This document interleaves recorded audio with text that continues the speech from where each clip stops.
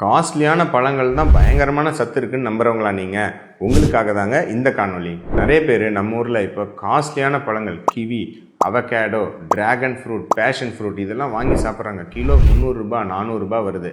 ஆனால் இதில் நிறைய சத்துக்கள் இருக்குன்னு நம்புகிறாங்க. பார்த்துருவாங்க. கிவி பழம் நிறைய பேர் வந்து பார்த்திங்கன்னா விட்டமின் சிக்கு சூப்பர் அப்படின்னு சொல்லுவாங்க.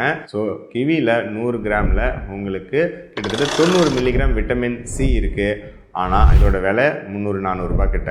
ஆனால் அதே அளவு நம்ம சாதாரண கொய்யாக்கால 100 கிராமில் 220 மில்லிகிராம் விட்டமின் சி இருக்குது. கிலோ ஒரு 50 ரூபாய் 60 ரூபாயில் சூப்பராக நம்ம நாட்டு கொய்யால விட்டமின் சி கிடைச்சிடும். அடுத்தது டிராகன் ஃப்ரூட்டில் பயங்கரமான நீர்ச்சத்து இருக்குன்னு சொல்கிறாங்க.